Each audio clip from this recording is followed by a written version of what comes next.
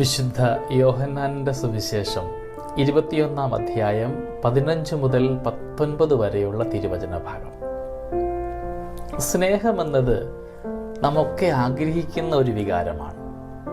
സ്നേഹിക്കുവാനും സ്നേഹിക്കപ്പെടുവാനും ഒക്കെ ആഗ്രഹിക്കാത്തവർ ചുരുക്കവുമായിരിക്കും.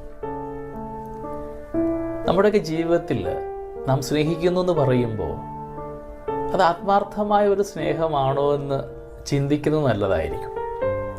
സുവിശേഷത്തിൽ ഇന്ന് ഈശോ ചോദിക്കുന്നുണ്ട് പത്രോസിനോട്, നീ എന്നെ സ്നേഹിക്കുന്നുവോ എന്ന്. വളരെ പെട്ടെന്നായിരുന്നു പത്രോസിൻ്റെ മറുപടി, ഉവ്വ് കർത്താവേ, ഞാൻ നിന്നെ സ്നേഹിക്കുന്നു. രണ്ടാമത് വീണ്ടും കർത്താവ് ചോദിക്കുന്നുണ്ട്, ശിമയോനെ, നീ എന്നെ സ്നേഹിക്കുന്നുവോ എന്ന്.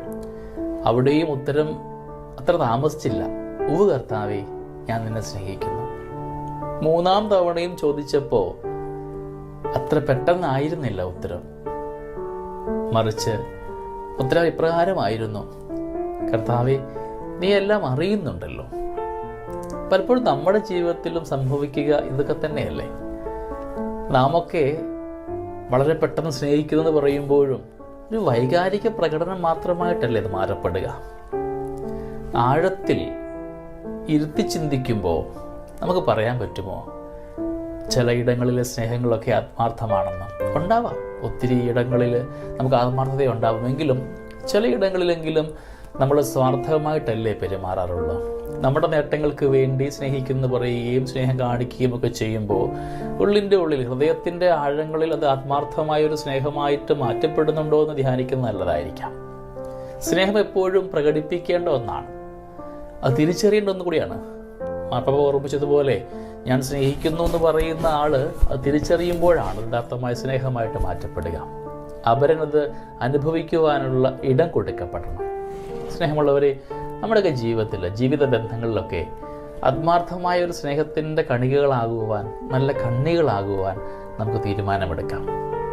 സ്വാർത്ഥതയൊക്കെ ഒന്ന് കൈവെടിഞ്ഞുകൊണ്ട് നിസ്വാർത്ഥമായും, എത്രമാത്രം കുറ്റപ്പെടുത്തലുകളും നമ്പരങ്ങളും ഒക്കെ ഉണ്ടായാലും സ്നേഹിക്കുന്ന സ്നേഹം ആത്മാർത്ഥമാകുമ്പോൾ അവിടെ ദൈവികമായ ഒരു അനുഭവം ഉണ്ടാവാറുണ്ട്. നമുക്ക് സ്നേഹിക്കാം. പ്രിയമുള്ളവരെ, ചുറ്റുവട്ടമുള്ളവരെ, മാതാപിതാക്കളെ, സങ്കടപ്പെടുത്തിയവരെ കൂടെ പ്രകടിപ്പിക്കാൻ പറ്റാത്ത ഇടങ്ങൾ കൂടെ ഉണ്ടാവാം. അവിടെയും മനസ്സിൻ്റെ കോണിൽ നല്ല ഇടങ്ങൾ കൊടുത്ത് ഇന്ന് ഈശോ ചോദിച്ചതുപോലെ ചോദിച്ചാൽ നമുക്ക് ഉത്തരം പറയാൻ പറ്റുമോ? ഞാൻ നിന്നെ സ്നേഹിക്കുന്നുവെന്ന്. എൻ്റെ സ്നേഹം എവിടെയാണ്? ചിലപ്പോഴൊക്കെ ഒരുപാട് ബാഹ്യ ഇടങ്ങളിലേക്ക് എൻ്റെ സ്നേഹം കൈമാറിപ്പോകാറുണ്ട്. ഞാൻ പകുത്തു കൊടുക്കാറുണ്ട്. കൊടുക്കേണ്ട ഇടത്ത് മാത്രം സ്നേഹം കൊടുത്തുകൊണ്ട് നന്മയുടെ ഒരു പാതയിലേക്ക് ആക്കുവാൻ നമുക്കിന്ന് ദൈവത്തോട് കൂടെ ആവാം. ഞാൻ നിന്നെ സ്നേഹിക്കുന്നുവെന്ന് ചഞ്ചലിപ്പ് കൂടാതെ ആത്മാർത്ഥമായിട്ട് പറയാൻ പറ്റണം. ഞാൻ നിന്നെ സ്നേഹിക്കുന്നുവെന്ന് ചഞ്ചലിപ്പ് കൂടാതെ പറയാനുള്ള ധൈര്യം നമുക്കുണ്ടാവുന്നുണ്ടോ? ധൈര്യപൂർവ്വം പറയാൻ പറ്റണം കേട്ടോ.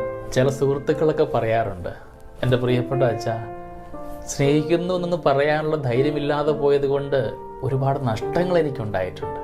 നമ്മുടെ അച്ഛനൊക്കെ പറയണം ആൾക്കാരോട്, സ്നേഹമുള്ളത് അപ്പം തന്നെ പറയാൻ, പേടി കൂടാതെ ധൈര്യപൂർവ്വം പറയാനുള്ള ഒരു ചങ്കുറപ്പുണ്ടാവണമെന്ന്. സ്നേഹമുള്ളത് നമ്മുടെ ജീവിത ബന്ധങ്ങളിലും സ്നേഹത്തെ നന്മയിൽ കാണാനായിട്ട് ഏറ്റവും ഉപരിയായിട്ട് ഈശ്വരനെ സ്നേഹിക്കാം.